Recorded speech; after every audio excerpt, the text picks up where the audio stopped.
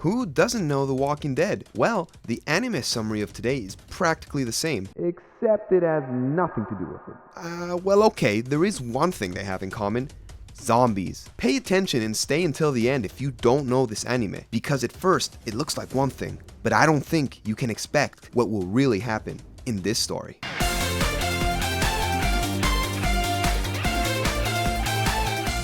Inside this ordinary school, there's a pretty peculiar club, the Living in School Club. Yeah, literally living in the school. A club that our protagonist Yuki is a part of. Or rather, you could say that all of our protagonists are members of it. The group is made up of Mikun, Kurumi, Yuri, and there's also Megu, who is a teacher alongside a puppy. Yuki has normal classes, even though she's always late and falls asleep, and alongside their club, they have a good time living in the school. All very normal, colorful, and funny. Yeah, but they promised me zombies. What's this? Where are all the zombies? I want the zombies. Take all of what I just said with a grain of salt, because all of this is actually just happening in Yuki's mind.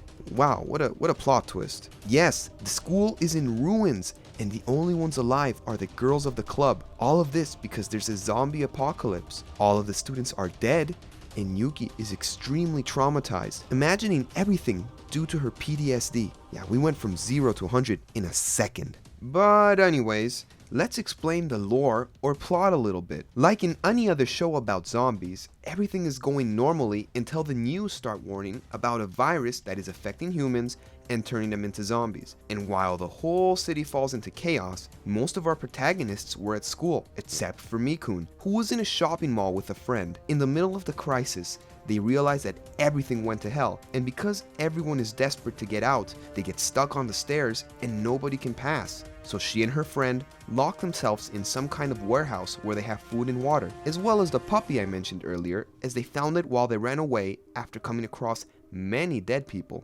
Meanwhile, while this was happening, the rest of the girls were staying late at school, and since they saw how everything was going to shit, they went to take refuge in the school's rooftop. At one point, Kurumi arrives with a wounded boy that later turns into a zombie and wants to bite her, but she defends herself with a shovel that was lying around. Now it makes sense why she goes everywhere with a shovel. I thought she was Shovel Knight, or maybe she was a fan of Minecraft. The thing is, that in order to go back into the school to get more resources and be safer, Megu, the teacher, sacrifices herself and is eaten by the zombies. Yes, she's dead, but Yuki imagines she's alive because she's really crazy. At one point, Yuki gets the idea of going to the mall, and since they lacked supplies, they said okay. They took the teacher's car and they left. When they arrived, they found Mikun and saved her from the zombies that had cornered her. Oh, and by the way, the friend that was with Mikun left one day to seek help, and she never came back, so I assume she's dead. After saving her, they take her back to school with the crazy girl with PTSD,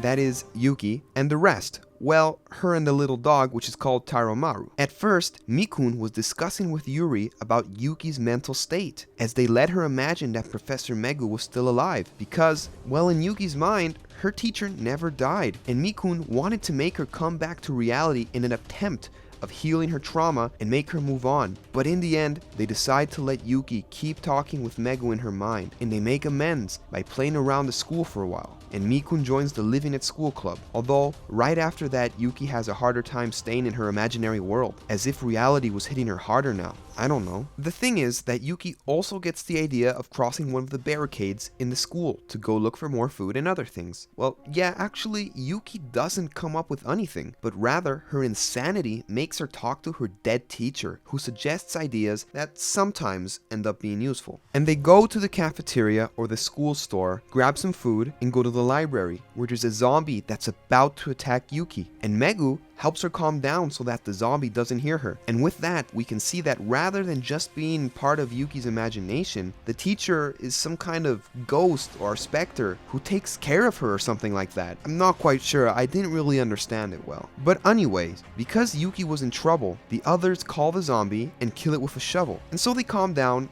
and everything's fine now. I'm gonna make a pause here because there's something you'll need to keep in mind for the future, and otherwise you won't understand a damn thing. It seems that the zombies retain some sort of consciousness or memories from before becoming zombified. You know, they keep some habits. Well, anyway, they come across Ned's declassified school survival guide.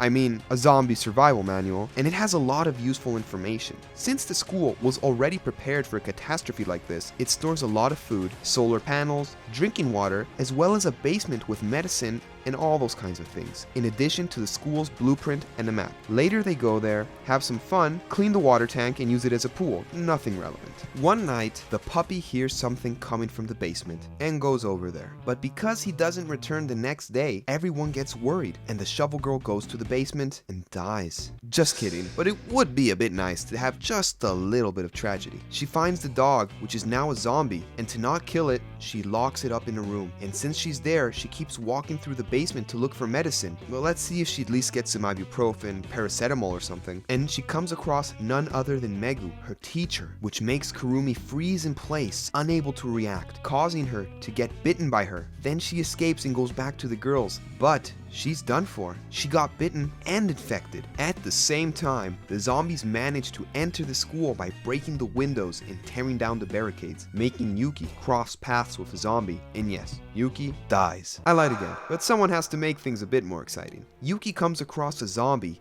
and that makes her come to her senses and return to reality for a second. So she runs and gathers some courage to save Mikun, who once again was cornered by zombies. Meanwhile, in the other room, Yuri was taking care of Kurumi in case she transforms into a zombie. She handcuffed her and everything. Is Yuri into BDSM? I mean, it's possible. In order to not have to kill her friend and save her, Mikun decides to go to the basement to look for medicine. And now, she's the one who sees Megu. But since she didn't know her, she just beat the shit out of her with a shovel. And when she gets to the place with all the medicine, she finds multiple doses of an experimental antidote in case of an emergency. How convenient.